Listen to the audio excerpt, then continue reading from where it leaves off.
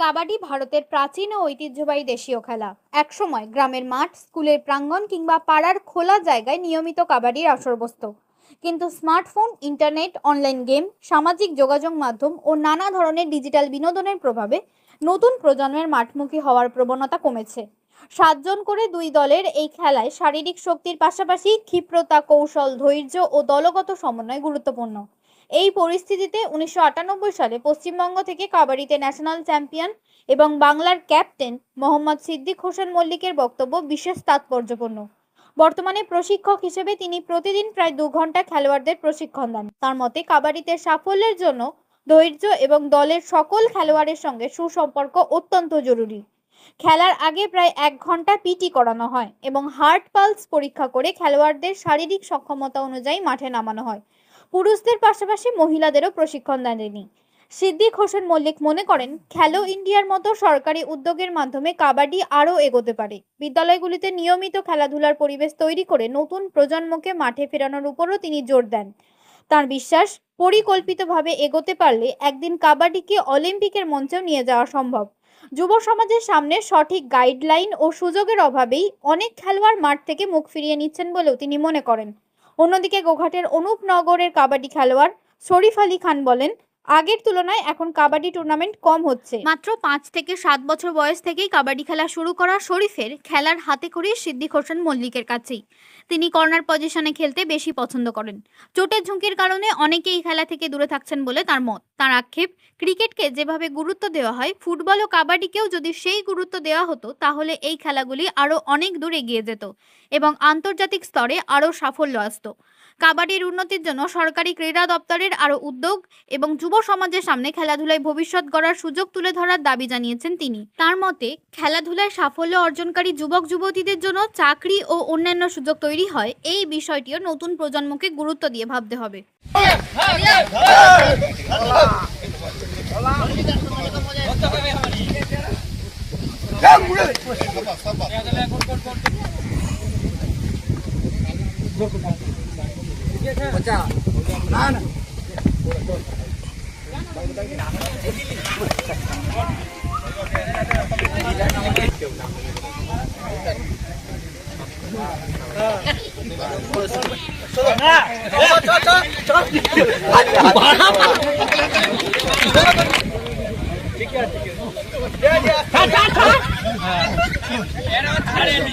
কাবাডি খেলাতে প্রায় উঠেই গেছে। আপনি কাবাডির একজন প্রশিক্ষক, তো কাবাডির প্রশিক্ষক হিসাবে যাত্রা শুরু কবে আপনার? যাত্রা শুরু হয়েছে আমার 1996 সাল থেকে। আমি তখন খেলা করতাম।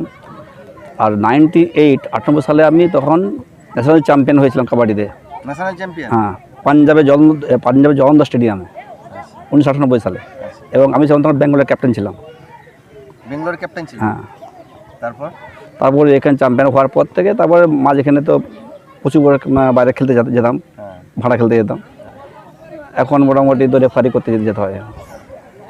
আচ্ছা, একজন ভালো কাবাডি খেলোয়াড়ের প্রধান গুণ কী কী থাকা দরকার বলে মনে করেন? প্রথম হচ্ছে ধৈর্য, তারপর হচ্ছে একটা মনোভাব থাকবে, সুমনোভাব, যেটা সবার প্রতি একটা যেন ভালোবাসা থাকে, সেইটা সকলকে মিলিয়ে চলা, এবং সব থেকে ঠান্ডা মাথায় থাকতে হবে। খেলতে যারা নতুন খেলতে আসছে তাদের প্রথমে কি শেখানো হয় খেলোয়াড়দের? তাদের শেখানো হয় আগে নিয়মকানুনটা। কাবাডির যে নিয়মকানুন আছে কয়েকটা, একটু বলুন। নিয়মকানুন বলতে প্রথম হচ্ছে আমাদের মেন খেলার যে এটা 7 জনকে আমরা যে মাঠে নামাবো, প্রথমে বলা হয় যে ওদের যে নেতা হবে, লিডার অর্থাৎ ক্যাপ্টেন, তার যে কথাবার্তা তা আমার চলতে হবে।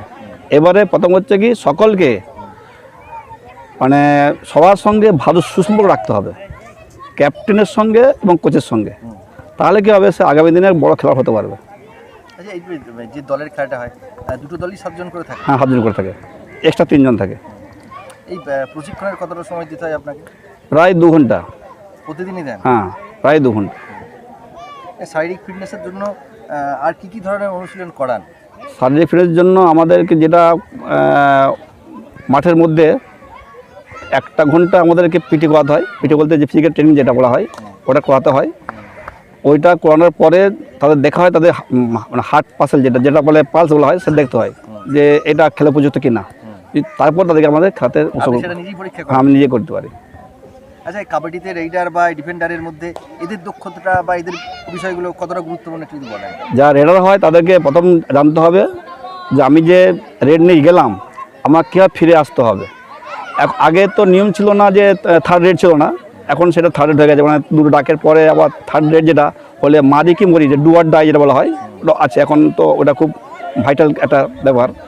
তো যে ডাক নিয়ে তাকে মোটামুটি ভাবতে হবে আমাকে মেরে আসতে হবে। আচ্ছা, এই ডাকটা কি শুধু কাবাডি হয়? হ্যাঁ, কাবাডি হয়। এখানে তো একটা দমটারও বিষয় থাকে যে 30 সেকেন্ড ডাক, শ্বাস প্রশ্বাস নিতে হয়। 30 সেকেন্ড 30 সেকেন্ড 30 সেকেন্ডের মধ্যেও রেড ডাক করতে আতে হবে। 30 সেকেন্ডের পরে কিন্তু সে আউট। আচ্ছা, আর ডিফেন্ডারের তো মোটামুটি ওই 30 সেকেন্ডের মধ্যে যদি কোনো রেডার আসে তাকে ক্যাচ করা। ক্যাচ করতে গেলে দেখতে হবে যে অন্তত যেমন না সে মিডল রেডে যেমন মিডল যে টাকটা আছে সেমন যেতে না পারে, তাহলে কিন্তু যে জন টাচও সে করে আউট হয়ে যাবে, এটা লক্ষ্য রাখতে হবে। আচ্ছা, খেলোয়াড়দের মানসিক দিকটা কীভাবে প্রস্তুত করেন? মানসিক প্রস্তুতি বলতে প্রথমে তো তাদেরকে দেখতে হবে তার শারীরিক ফিটনেস আছে কিনা খেলার প্রতি, এবং সবথেকে বড় কথা ধৈর্য আছে কিনা তার। আর সবথেকে হচ্ছে সেই খেলোয়াড়টা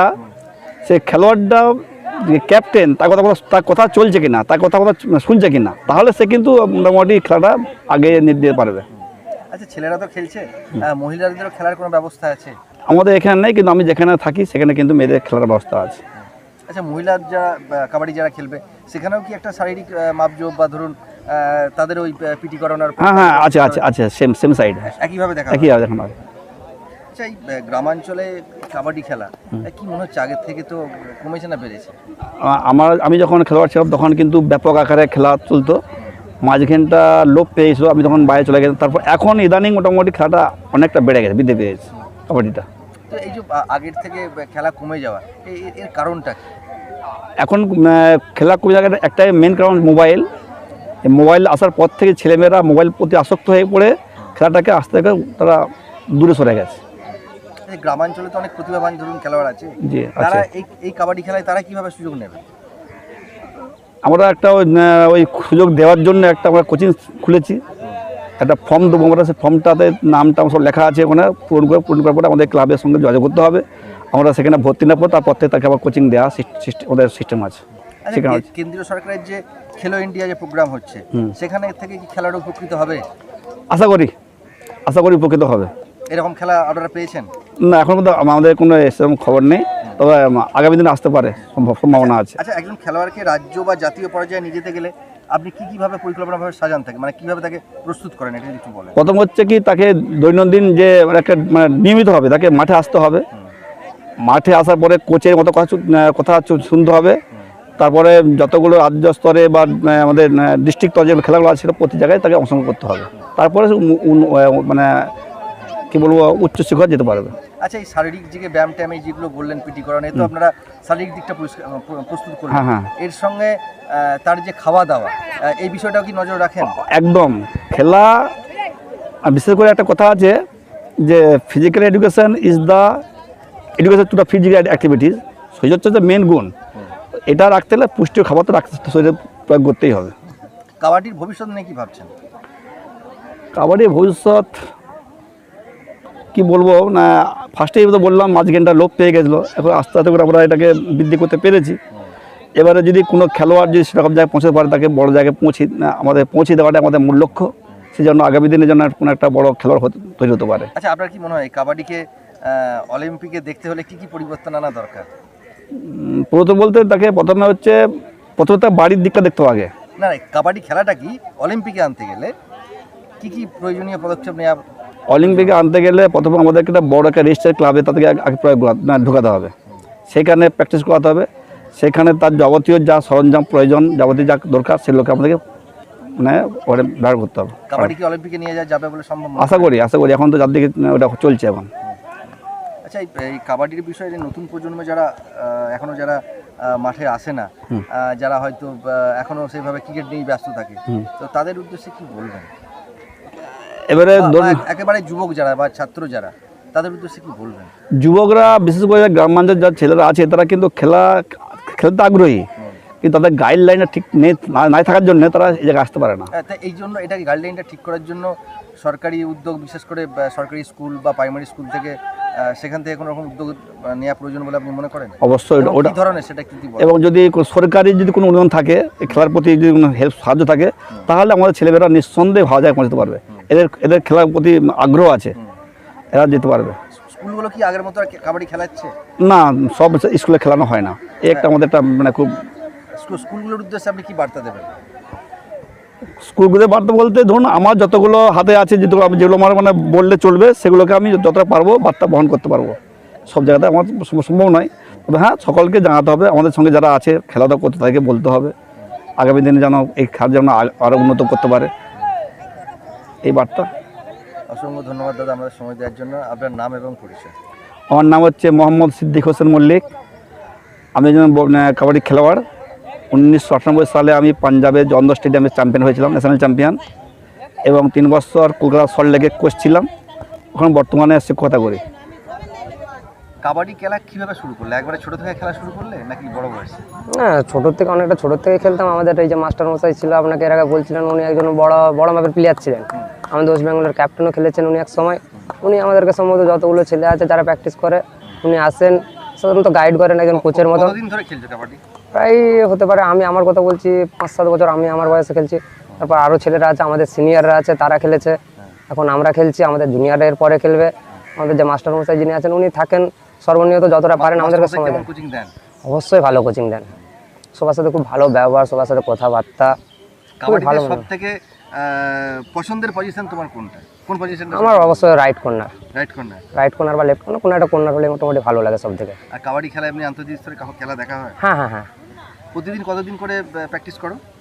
ওদিন সম্মত দেখুন, ওই এখানে তো আমাদের তো রাতের বেলা এখন প্র্যাকটিস হয় না, এই বৃষ্টির জন্য। ওই দিনের বেলা যতটা সময় পাই, অতটা বর্ষাকাল এখন অতটা প্র্যাকটিস হয় না, শীতকালে একটু বেশি হয়।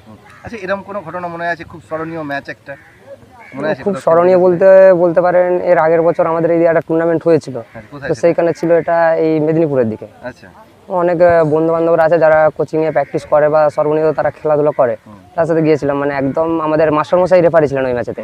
একদম খেলা মানে একদম সময় যখন শেষ হলো, তখন দাঁড়ালো স্কোর এসে একদম ড্র। ছেলেরা যারা ছিল তারা সবাই বলতেছিল তারা নাকি ইউপির থেকে আসছে, এটার থেকে আসছে, সব বাইরের ছিল, অবশ্য কেউ বাঙালি নয়, সবাই বাঙালি।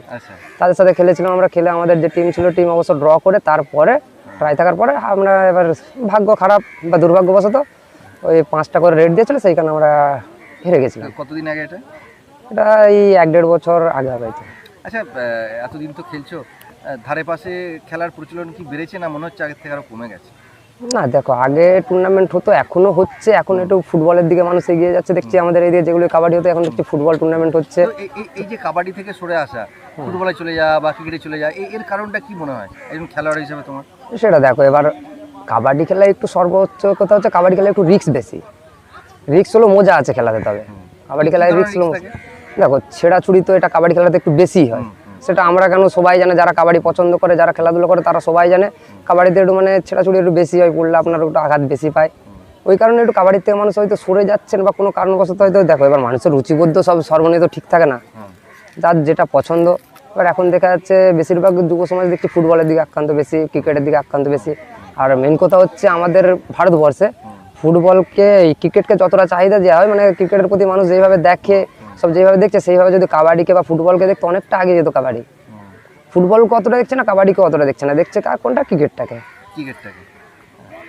ফুটবলের উপর বা কাবাডির উপর একটু গুরুত্ব বেশি দেওয়া উচিত বলে মনে হয়? হ্যাঁ, অবশ্যই। দেখো, নজর দেওয়া উচিত তো আছে, কারণ আমাদের ভারতের প্লেয়ার অনুপ কুমার ছিলেন, অজয় ঠাকুর ছিলেন, ওনারা ফেলে গেছে। অবশ্যই সরকারের কাছে একটাই দাবি যে কাবাডি খেলার প্রতি একটু নজর দেওয়া উচিত।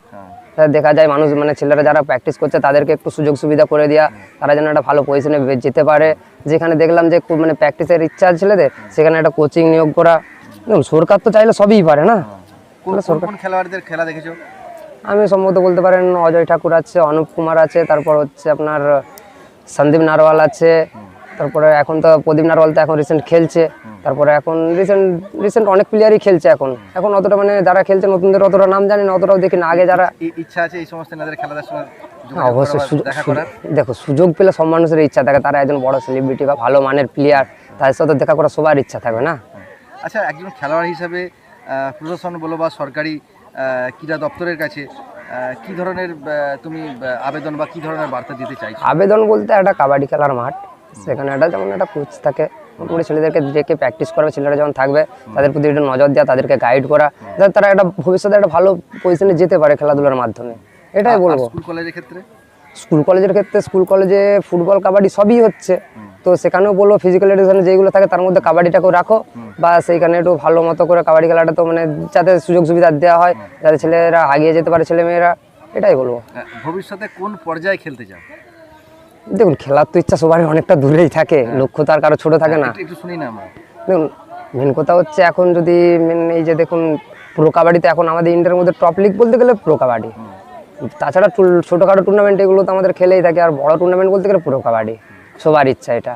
আচ্ছা, আরেকটা জিনিস আছে, এই খেলার ভবিষ্যৎ বা এই কাবাডি খেলে ভবিষ্যতে কি পেশা হিসেবে প্রতিষ্ঠিত হওয়া যায়, কি মনে করো? অবশ্যই প্রতিষ্ঠিত হওয়া যায়? অবশ্যই, অনেক কাবাডি প্লেয়াররা আছে যারা আপনার ইয়ে করছে, এখন পুলিশের সার্ভিস করছে, মিলিটারিতে সার্ভিস করছে, ইনকাম ট্যাক্সের সার্ভিস করছে, অনেক কিছু করছে, তাহলে অবশ্যই প্রতিষ্ঠিত হওয়া যায়। প্রজন্মের যারা ছাত্রছাত্রী, যুব সমাজ আছে, যারা নতুন খেলোয়াড় আছে, তাদের উদ্দেশ্যে কি বলতে চাও কাবাডি খেলা নিয়ে? সবাইকে বলো মাঠে আসো, প্র্যাকটিস করো, দেখো যে চাকরি বাকরি করলেই যে আপনার ভবিষ্যৎ ঠিক হয়ে যাবে না, খেলাধুলার মাধ্যমে আপনাকে চাকরির জায়গায় নিয়ে যেতে পারে, একটা পজিশন আপনাকে প্রফেশনাল জায়গায় একটা নিয়ে যেতে পারে খেলাধুলায়, খেলাধুলারও ক্ষমতা আছে, তাই বলো মাঠে আসো, প্র্যাকটিস করো, এটাই। তুমি যখন পড়াশোনা করছো? হ্যাঁ, পড়াশোনা এখন করছি। পড়াশোনা করছো, পড়াশোনার সাথে সাথে খেলাও চলছে, কিভাবে দুটোকে ম্যানেজ করছো? না, সেটা তো একটু চাপ হয়, কিন্তু কি করে করতে তো হবে, একটু চাপের হয়। যতটুকু সময় পাই মাঠে এলাম, দেখো এটাই খেলাধুলার প্রতি যখন ভালো একটু নজর দিতে হবে তখন পড়াশোনার একটু এফেক্ট পড়বে, এটা নর্মাল। আমাদের পক্ষ থেকে আমরা আশা রাখি তুমি আরো বড় হও, আরো এগিয়ে যাও। তোমার নাম, পরিচয়? আমার নাম শরীফ আলী খান, আমার বাড়ি অনুপনগর। সোনার ছোঁয়ায় বদলে যাক আপনার বিশেষ মুহূর্ত। বিয়ে, অন্নপ্রাশন, জন্মদিন কিংবা যে কোনো উৎসব ও উপহারে আপনার সাজকে আরও রাজকীয় করতে নিয়ে আসুন সেরা গয়নার সম্ভার। আধুনিক স্বর্ণালঙ্কারের নতুন ঠিকানা নিউ তাজ জুয়েলারি, ঠিকানা হেলান বাজার, খানাকুল, হুগলি। যোগাযোগ 8981030355, 9330537004। নিউ তাজ জুয়েলারি, যেখানে বিশ্বাসের সঙ্গে মেলে সৌন্দর্যের ছোঁয়া। অত্যাধুনিক সুসজ্জিত লজ সানা লজ, আরামবাগের চন্দ্রবান হাই স্কুল ও পুরসুরার দিগুড়িঘাটের মধ্যবর্তী লঘু চকের মনোরম প্রাকৃতিক পরিবেশে গড়ে উঠেছে এই অনন্য ঠিকানা। বিবাহ, অন্নপ্রাশন, এনগেজমেন্ট বা যে কোনো সামাজিক অনুষ্ঠানের জন্য সর্বাধুনিক ব্যবস্থায় প্রস্তুত সানা লজ। রয়েছে পর্যাপ্ত গাড়ি পার্কিং সহ আধুনিক সব পরিষেবা, সবই আপনার সাধ্যের মধ্যে। আজই বুকিং করুন আপনার স্বপ্নের অনুষ্ঠানের জন্য আপনারই পছন্দের ঠিকানায়। সানা লজ, দিগুড়িঘাট ও চন্দ্রবান হাই স্কুলের সন্নিকটে লঘু চকে। যোগাযোগ শাহনওয়াজ মোল্লা, মোবাইল নাম্বার 9734754516, 9641092406।